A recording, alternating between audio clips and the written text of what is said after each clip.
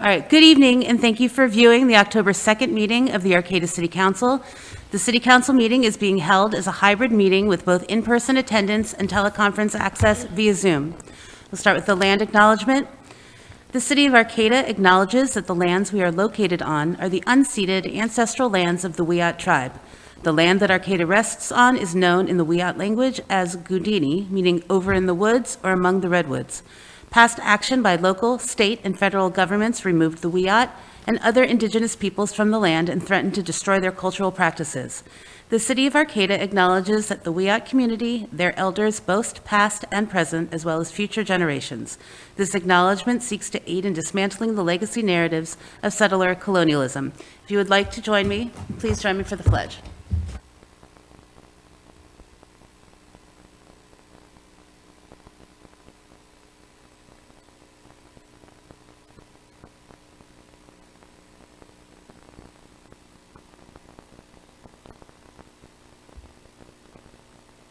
Will the city clerk please call roll?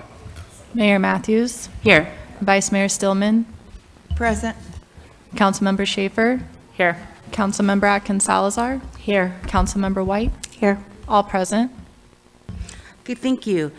First is ceremonial matters. We have the proclamation in recognition of Fire Prevention Week, October 6th through 12th, 2024, and this proclamation will be read by Councilmember Stillman. So, proclamation in recognition of Fire Prevention Week, October 6th through the 12th, 2024. Whereas home, the place people often feel safest from fire, is actually where they are at the greatest risk, with 74% of all U.S. fire deaths occurring in homes. And whereas people are more likely to die in a home fire today than they were in 1980. Newer homes are built with lightweight materials that burn faster than older home constructions, and many of today's products and furnishings produce toxic gases and smoke that burn, making it impossible to see and breathe within moments. These conditions create a much shorter time frame, as little as 1 to 2 minutes for people to escape after the smoke alarm sounds. Whereas paying attention to your surroundings and looking for available exits in the event of a fire or other emergency, taking the smoke alarm seriously if it sounds, you can make a potential life-saving difference in a fire or other emergency. And whereas in 2024 Fire Prevention Week theme, Smoke Alarms, Make Them Work for You, promotes potential life-saving messages that can mean the difference between life and death in a fire. The 2024 Fire Prevention Campaign's key to action is to install, test, replace smoke alarms to ensure proper function to alert all household members, including those with sensory or physical disabilities. Whereas home fire escape plans should be developed by all household members and practiced twice a year to ensure that everyone knows what to do in a real fire. And whereas Arcata's first responders are dedicated to reducing the occurrences of home fires and home fire injuries through prevention and protection education, and now therefore it be proclaimed that the City Council of the City of Arcata hereby recognizes October 6th through the 12th, 2024 as Fire Prevention Week throughout this community.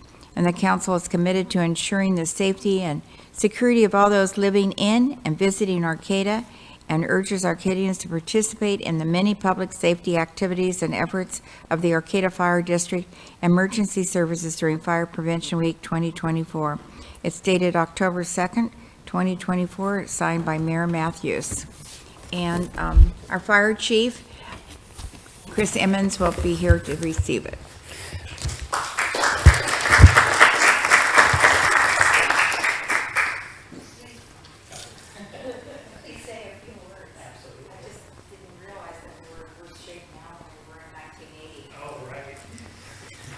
First, Mayor and Council, thank you for recognizing the importance of this, because every year we have about 360,000 residential fires nationwide, and annually there's about 2,200 lives lost. With a smoke alarm, which is what the theme is for this Fire Prevention Week, it reduces it by 60%. So taking a moment to recognize this and proclaim it. really helps us and brings attention to it. And I'm going to put a shameless plug in here too, that we have our fire prevention open house up at our McKinleyville station on Saturday from 10 to 2, and if anyone's interested, we'll have a bunch of our partners and vendors up there with us that will be talking about different things. We'll have some insurance folks, we'll have Arcata PD, we'll have their command van up there with us to demonstrate it for the kids. And if weather and availability cooperates with us, we should have 2 helicopters landing behind the station from CAL FIRE and CalOR Life Flight. So encourage everyone if they have time. I know it's pastels on the plaza, and I hope to make it by the end of the day and back down. So, but if everybody has time, encourage you to come by, and we will be giving out smoke alarms up there. So, Thank you very much. Thank you so much. Our next proclamation recognizing October 2024 as Domestic Violence Awareness Month will be read by Councilwoman Atkins Salazar. Whereas October is annually recognized as National Domestic Violence Awareness Month, and progress continues to be made toward violence prevention. And whereas domestic and intimate partner violence remains a serious issue affecting all people, regardless of age, race, ethnicity, sex, gender, socioeconomic status, literacy, sexuality, ability, religion, culture, and immigration status. And whereas domestic and intimate partner violence survivors are deprived of dignity, security, and autonomy with the systematic use of control and power through physical, emotional, sexual, psychological, and economic abuse. And whereas children exposed to domestic violence can experience long-term consequences, including difficulty at school, substance abuse, behavioral problems in adolescence, and serious health problems into adulthood. And whereas Humboldt Domestic Violence Services has been serving Humboldt County since 1977 to continuously support all those living with or escaping abuse. And whereas all survivors deserve access to culturally responsive prevention programs and services to increase their safety and self-sufficiency. HDVS enlists a diverse array of allies, agencies, and community members in supporting survivors of domestic violence and intimate partner violence. Whereas, only together can we change the health and safety of our community by challenging the societal norms and that perpetuate violence. Now, therefore, be it proclaimed that the City Council of the City of Arcata recognizes the month of October 2024 to be Domestic Violence Awareness Month. The council celebrates HDVS's 47 years of efforts to improve community safety by breaking the cycle of domestic and intimate partner violence. And we have today Jeff Delgadillo, who is the Safe Haven Director, here to accept this.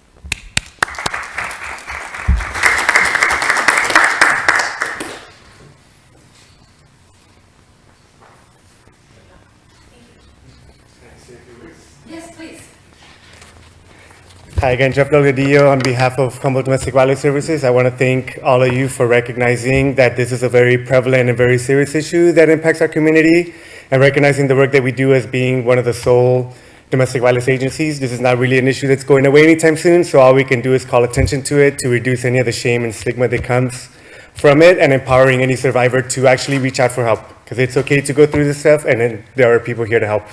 Thank you. Thank you. Thank you so much. And our last proclamation is recognizing September 15th through October 15th, 2024 as Latinx Heritage Month, and this proclamation will be read by Councilmember White. Whereas the City of Arcata proudly recognizes Latinx Heritage Month, celebrated annually from September 15th to October 15th, as a time to honor the rich histories, cultures, and lasting contributions of Latinx Americans, individuals whose ancestors hail from Mexico, the Caribbean, Central and South America, and Spain, as well as recent immigrants and their families who now call Arcata home, and whose culture and traditions enrich the fabric of our community.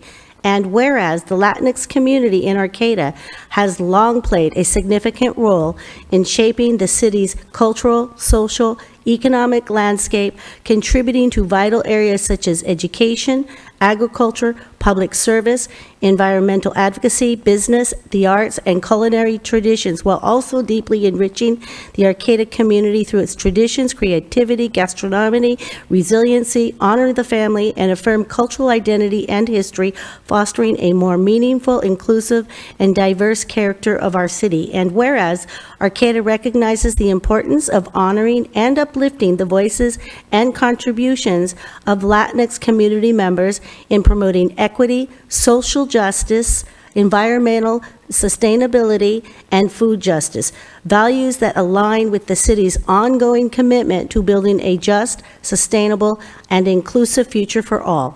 And whereas Latinx Heritage Month provides an opportunity for all Arcatans to celebrate the accomplishments, influence, and contributions of the Latinx community, while also reflecting on the ongoing efforts needed to address the disparities and challenges faced by Latinx residents and other historically underserved communities. And whereas Arcata is proud to be a sanctuary city, reaffirming its commitment to protect and support immigrant communities, ensuring that all residents, regardless of immigration status, can live without fear and contribute to the city's social, cultural, and economic vitality, and now, therefore, be it proclaimed that the City Council of the City of Arcata hereby recognizes September 15th through October 15th, 2024 as the Latinx Heritage Month in the City of Arcata, and call upon all residents to honor, celebrate, and support the continued contributions of Latinx Americans, both past and present, in shaping the future of our community. Dated October 2nd, 2024, by our Mayor, Meredith Matthews. And I'm going to be presenting this to Laura Moonwes.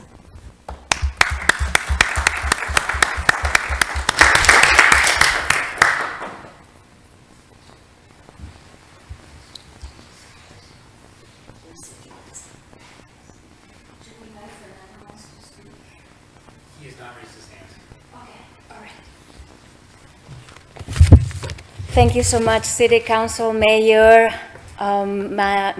City Manager, hello, and staff, for recognizing, acknowledging, valuing the contributions and the value of the Latinx community in our community. Thank you for that. And if I may, I'd like to read it in Spanish. El mes de la herencia Latinx. Proclamación reconociendo el 15 de septiembre al 15 de octubre como mes de la herencia Latinx. Considerando que la ciudad de Arcata reconoce con orgullo el mes de la herencia Latinx, que se celebra anualmente del 15 de septiembre al 15 de octubre como un momento para honrar la rica historia, cultura y contribuciones fundamentales de los latinoamericanos, individuos cuyos antepasados provienen de México, el Caribe, Centroamérica, Sudamérica y España, así como los inmigrantes más recientes y sus familias, que ahora consideran a Arcata y su hogar y cuya cultura y tradiciones enriquecen el tejido de nuestra comunidad. Y considerando que la comunidad Latinx en Arcata ha desempeñado durante mucho tiempo un papel importante en la configuración del panorama cultural, social e económico de la ciudad, contribuyendo a áreas vitales como la educación, la agricultura, el servicio público, la defensa ambiental, los negocios, las artes y las tradiciones culinarias, al mismo tiempo que enriquece profundamente a la comunidad de Arcata a través de sus tradiciones, creatividad, gastronomía y fortaleza que honran a la familia, afirman la identidad cultural y la historia, fomentando un carácter más significativo, inclusivo y diverso para nuestra ciudad. Y considerando que Arcata reconoce la importancia de honrar y elevar las voces y contribuciones de los miembros de la comunidad Latinx en la promoción de la equidad, la justicia social, la sostenibilidad ambiental y la justicia alimentaria, valores que se alinean con el compromiso continuo de la ciudad de construir un futuro justo, sostenible e inclusive para todos. Almost there. Y considerando que el mes de la herencia Latinx brinda una oportunidad para que todos los habitantes de Arcata celebren los logros, influencia y contribuciones de la comunidad Latinx y al mismo tiempo reflexionar sobre los esfuerzos continuos necesarios para abordar las disparidades y desafíos que enfrentan a los residentes Latinx, y otras comunidades históricamente desatendidas. Y, considerando que Arcata se enorgullece de ser una ciudad santuario, reafirmando su compromiso de proteger y apoyar a las comunidades de inmigrantes, asegurando que todos los residentes, independientemente de su estatus migratorio, puedan vivir sin miedo y contribuir a la vitalidad social, cultural y económica de la ciudad. Y ahora, por lo tanto, se proclama que el Consejo Municipal de la ciudad de Arcata reconoce el periodo del 15 de septiembre al 15 de octubre de 2024 como el mes de la herencia Latinx en la ciudad de Arcata. Alentamos a todos los residentes a honrar, celebrar y apoyar las continuas contribuciones de los latinoamericanos, tanto del pasado como del presente, que dan forma al futuro de nuestra comunidad. Gracias, Laura.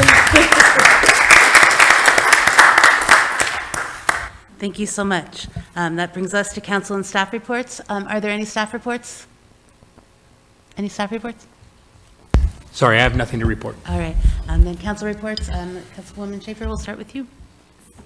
Just wanted to remind everybody that tomorrow evening, they're going to be showing the film The Big Yellow Bus, about the first trip down to Quimhuapa, Nicaragua, with the Sister City Project. And so that's going to be tomorrow at the Playhouse at 6:30.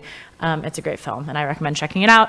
And I won't get too deep into the last RCEA meeting because it was very fun and interesting and controversial. And we did not accept a nuclear allocation from the CPUC. So if you're interested in that and that's something you want to talk about or read up more on, I would recommend watching that meeting or reach out to me. Okay, thanks. Thanks. So I did have my HCOG meeting last week, and construction for Last Chance Grade will actually begin in 2030. They did, if you don't know, settle on the tunnel option. So it is going to be a tunnel that's a mile long, and that came out to be the best option. So that's exciting that will move forward. There was a lot going on the past couple weeks. I went to the police open house that coincided with North Country Fair, so got to do both of those, and it was fun to see folks out for that. There was also a collaboration, including CUNA hosting a Oaxacan Writers event, and that was at the New Woodsman Hall, and I won't go too deep into that because Kimberly might want to focus on it, but it was a wonderful experience, and I'm glad that we could be part of that. And the Bayside Corners host a series of speakers, and Brenda Perez from Centro del Pueblo spoke about the Sanctuary Garden, and that was a really lovely presentation as well, and it was fun to be out there at the Temperance Hall in Bayside. And I went with the mayor on a ride-along with Sergeant Scown, and we got to tour parts of the city and have some good discussion, so that was great.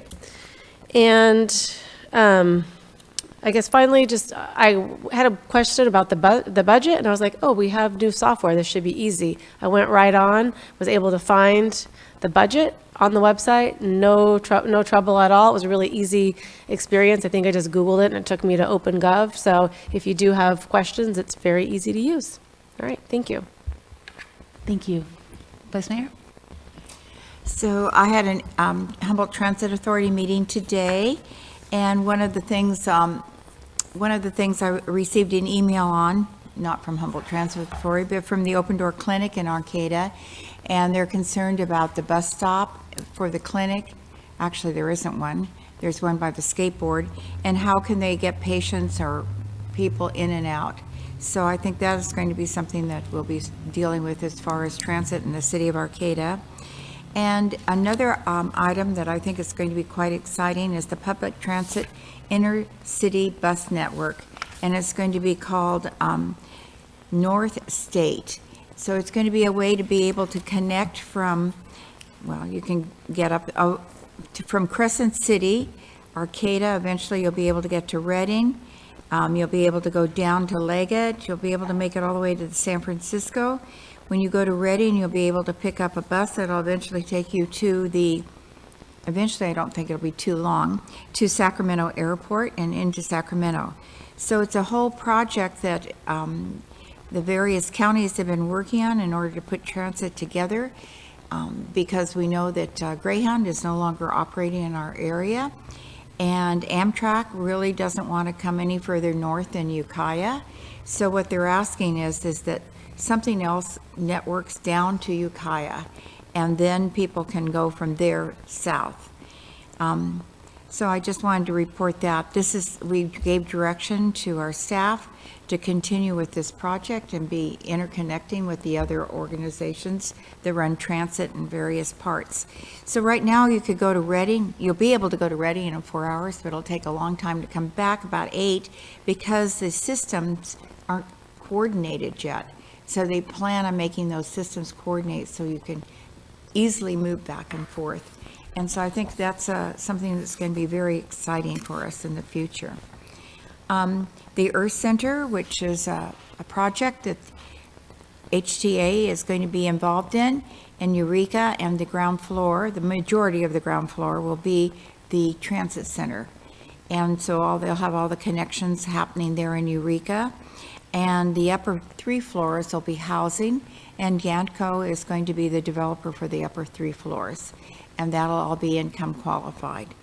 And I thought the event at the North Country Fair, where we had the electric bus there with the feet of Bigfoot walking over to the bus, was very successful.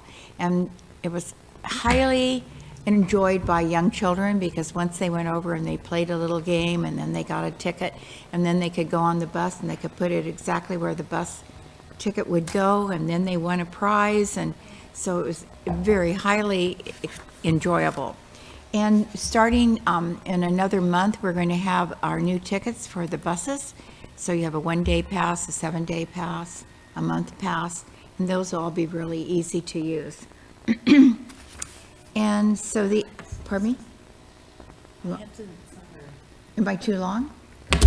I mean, keep going. Well, normally I don't talk very much about HTA or anything that's going on with them, so I just wanted to finish up. I also wanted to mention that we have a chamber mixer tomorrow. It's at Haliashi, and after you go to that, you can go over to the Playhouse and you can go to the movie. And so it was brought to my attention, probably in the past too, that when we look at our pictures, you can see this wall that just goes up 1, 2, 3. And is there a possibility of bringing this artwork down further on the wall so that you could actually see it in our background? So I'm just bringing that forward. Thank you. Most of my meetings are upcoming, so I don't have a whole lot to report. Just to say that the Hoakan Authors Reading that was sponsored by Cal Poly Humboldt and Equity Arcata was a huge success, so I was happy to see a lot of folks there. We had over 70 attendees at the new Valley West Resilient Hub. There's a Clean and Sidewalk event this weekend on Sunday from 9 to 11 in Valley West. Had another food truck Friday out at Carlson Park, hosted by Los Guias. Also be on the lookout for some upcoming murals that are hosted by the ARPA, or funded by the ARPA Rescue Plan Act all around town. And then just finally, both the children's new playground and the pickleball courts are getting a lot of use at the Carlson Park. So if you haven't checked out those new renovations, I encourage you. There's a wonderful new trail to the Mad River, which I might add is the only access to the river within the city limits. And that's all I've got. Okay, thank you. That'll bring us to early oral communication. The City Council values your comments. The public comment period allows people to address the council on matters that are not on the agenda. This early section of public comment is limited to 15 minutes, and speakers are limited to 2 minutes. If you prefer to have the full 3 minutes of time for your public comment, this item is continued at the end of this meeting, where speakers are granted 3 minutes. Please know that pursuant to the Brown Act, the council cannot discuss or take action on items not listed on the agenda. The council may respond to statements. There will also be time to provide public comment specific to each item when that item is being reviewed by the council. So please make your way to the podium, or raise your hand if you're on Zoom, or press *9 if you are calling on phone and wish to make a comment. Is it possible to get 3 minutes, or, okay. Mark Dubrow, Arcata resident and homeowner. Homeowner, hello. After a 7-year trial, a federal judge has just issued a pretty strong ruling against water fluoridation. There are a bunch of pithy quotes in the 80-page ruling from the federal court. I'll just read one. I had several, but in the interest of time. The issue before this court is whether the plaintiff The plaintiffs have established by a preponderance of the evidence that the fluoridation of drinking water at levels typical in the United States poses an unreasonable risk of injury to the health of the public within the meaning of amended TSCA, which is the Toxic Substances Control Act. For the reasons set forth below, the court so finds. Specifically, the court finds that fluoridation of water at 0.7 milligrams per liter, the level presently considered optimal in the United States, poses an unreasonable risk of reduced IQ in children. The court finds there is an unreasonable risk of such injury, a risk sufficient to require the EPA to engage with a regulatory response. So the federal court is forcing the EPA after a 7-year trial to finally regulate the toxic substance of fluoride. And the mantra of safe and effective for everyone, period, that was used for decades, the court found was just made up. It was based on nothing. So I say that now that you know this, every day that you don't stop fluoridation, it's going to put more kids at risk and the rest of us. Fluoride affects the blood-brain barrier. It affects kidney issues. Anybody with kidney or thyroid issues is at risk. So stop fluoridation as soon as we can for everybody's protection. Thanks. And I have a letter for you guys. Can I give that to somebody? Okay.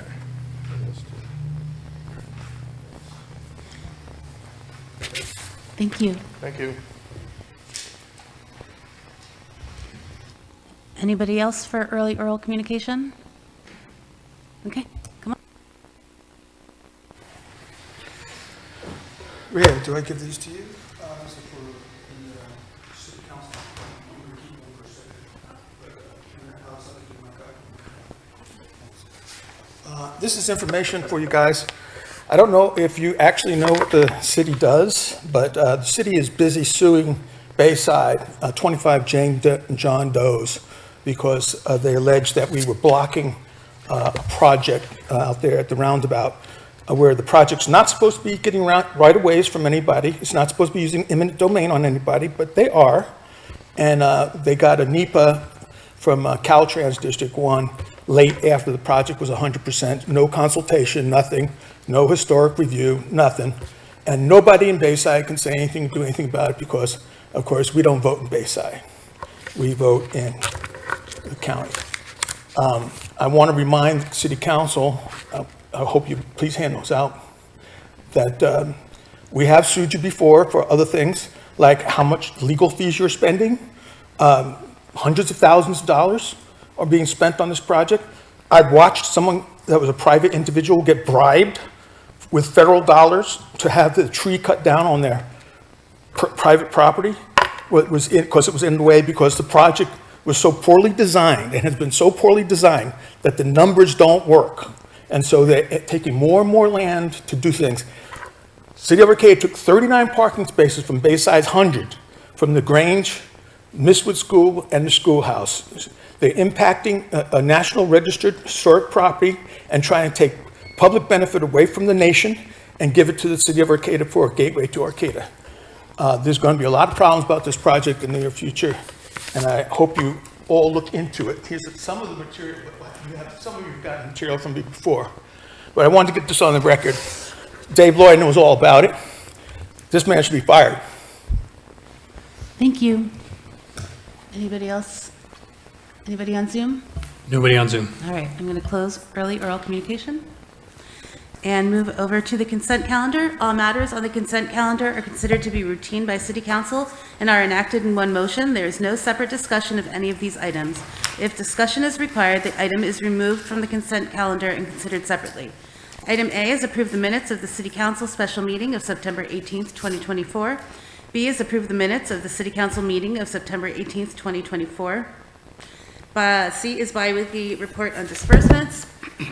D is approve project plans and award construction contract for the Arcata Library Improvement Project to Adams Commercial General Contracting Incorporated in the amount of $266,334.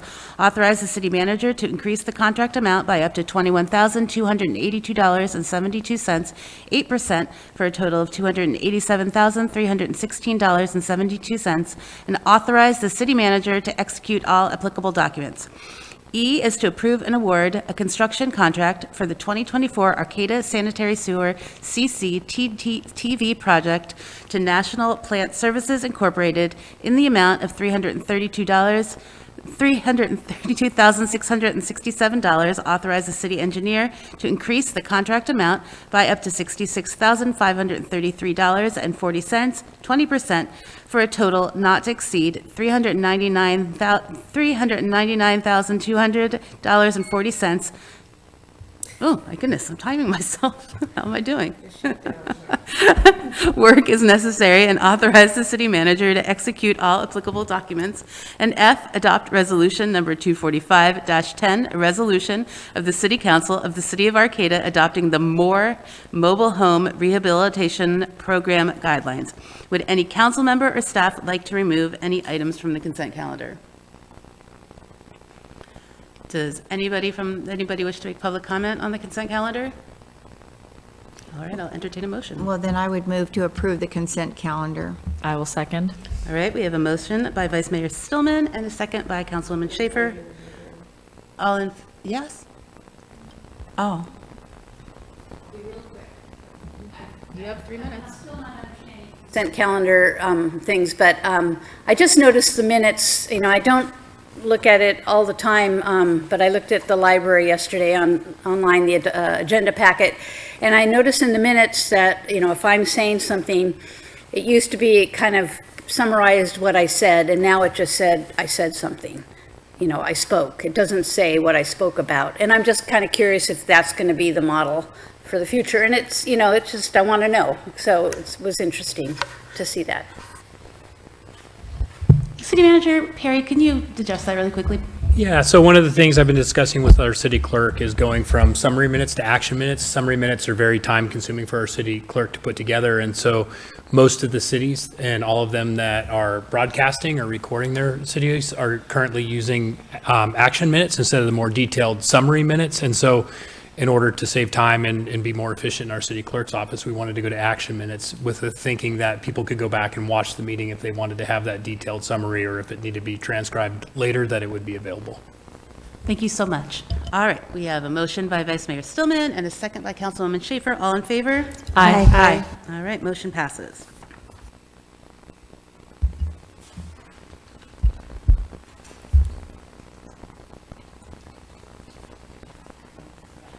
All right, we do that. We have new business first. New business is A, public scoping hearing on potential projects for funding under the State Community Development Block Grant, CDBG 2024 Notice of Funding Availability, NOFA. Can we have a staff report from Director of Community Development, David Loya? Yeah, good evening, Mayor and council members. Tonight we're holding one of two required meetings in order to be eligible to apply for Community Development Block Grant funding. This public hearing is required to scope out projects, and it's an opportunity for the public to bring forward projects that are not on our list, which is attached in the staff report attachment A. The list provides an ongoing list that we collect year over year of ideas for this funding source. Not all of them are eligible for CDBG funding in any given year, and so we just keep them on the list year over.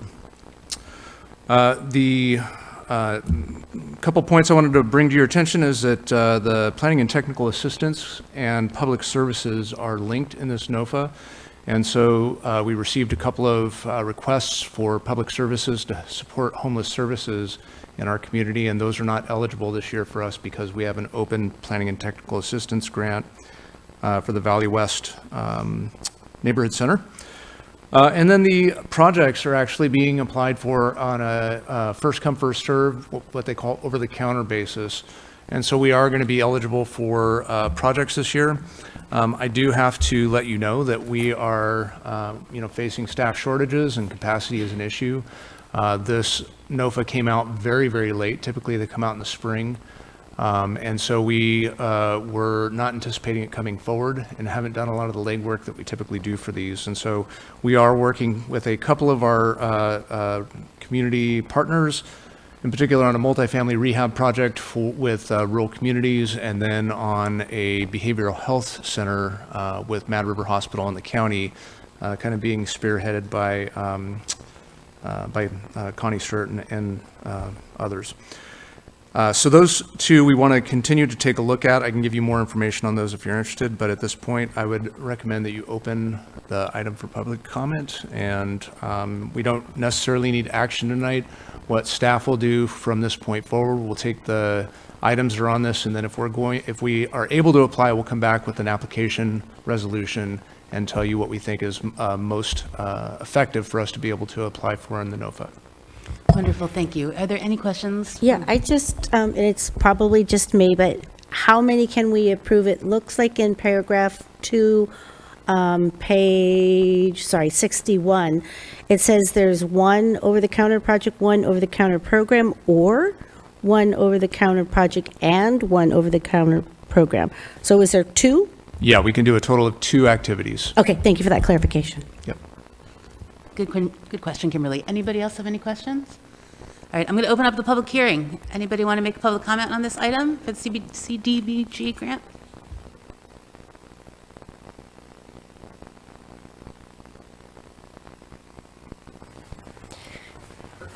Good evening, Mayor and council members. My name is Beth Matsumoto. I'm the Director of Multifamily Development for Rural Communities Housing Development Corporation. We've had a long-standing partnership with the City of Arcata to manage and develop affordable housing for low-income households. I just wanted to thank staff for keeping a robust list of projects and activities on your list. It's quite a good list of projects that are here in Arcata. The one that I'm here to speak on is the Bayview Courtyard Rehab Project. We did, actually, I know there's going to be time sensitivity to this.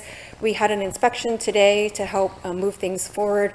We'll have a capital needs assessment done prior to the over-the-counter application when it opens to facilitate the application, and we'd like to help, staff with whatever we can. Bayview was built in 1998 in partnership with the City of Arcata, so there are some things that are out of date, some access ADA upgrades that we need to do. We'd like to do an energy upgrade, as well as some common area upgrades. And we've done this type of project before, Arcata Gardens and Juniper, which are also partnerships with the City of Arcata. So we have the experience, and we thank you for bringing this forward. Thank you. Any other public comments on this? On Zoom? No comments on Zoom. All right, I'm going to bring this back to the council. If there are no other comments, what do I just do, close the public hearing? That's correct. All right. And if you have, any insights you want to provide for us now, you can, but we're going to really need to assess the NOFA, our capacity, and our partnership before we come back with a recommendation for an application. Wonderful, thank you so much. All right, I'm going to, go ahead.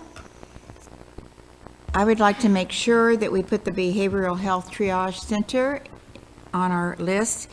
And the way right now Mad River Hospital has donated property, and the Humboldt County has applied and received, or they were awarded a $12 million grant. There is still a missing piece of money that needs to be done for that. And I sent you all Connie Stewart's information today so you could read what the behavioral health will be involved, how many beds there'll be, how they're going to handle crisis management, etc. But I think it's a really valuable item for us to have in Arcata, and we should really move forward on including that. Thank you, Vice Mayor Stillman. All right, if there's nothing else, I will close public comment. And I will open up oral and written communications. The City Council values your comments. This public comment period allows people to address the council on matters not on the agenda. Speakers will be limited to 3 minutes. So if you'd like to speak, come forward. Greetings, my name's Joanne McGarry. I come here all the time, so anybody watching this for the first time, I bring an earth flag because I was going to bring a peace flag too, but I couldn't carry both of them. So I want to just remind us that what happens on earth anywhere in the world impacts us, both environmentally, socially. There's global issues that are going on that we can be a part of and do something to make it better. So I just want to say that war is one of the worst climate contributors to our climate in the world. So what happens in another part of the world affects us in this part of the world, both in terms of the actual greenhouse gas emissions that are emitted through war and the subsequent monies that are spent to allow the war machine to continue to pollute our environment and harm us. The hurricanes, unexpected but not totally, that happened in North Carolina up in the mountains. You know, it's the butterfly effect and all this kind of stuff. We had a talk about our investments, city investments last meeting, and I shared with you how the divestment movement is quite active in the United States as it is elsewhere, and Portland, Maine was one of the first cities to divest from companies doing business in Israel. And $8.5 billion was just sent by the United States to the state of Israel, and war is continuing and expanding. And, you know, we do, as our tax dollars, have something to say about that, I do believe. And I just, you know, want us to be conscious of what we're doing as a community. And that gets me to the point of, I have shared with you in the past how there is an International City of Peace movement out of Dayton, Ohio.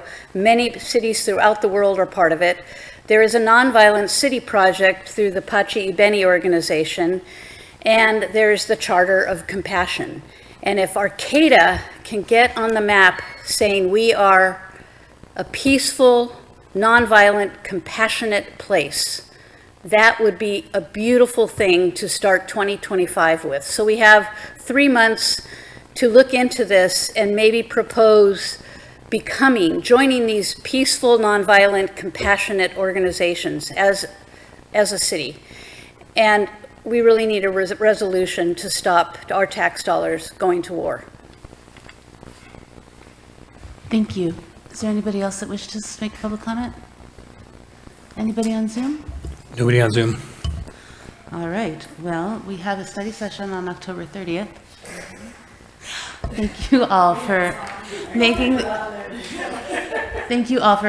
this meeting so expedient. I appreciate it. Tonight at sundown is the first night of Rosh Hashanah. It's the Jewish New Year, so I wish you all Lashana Tova. I am praying and hoping that we will have peace this year, and that is it.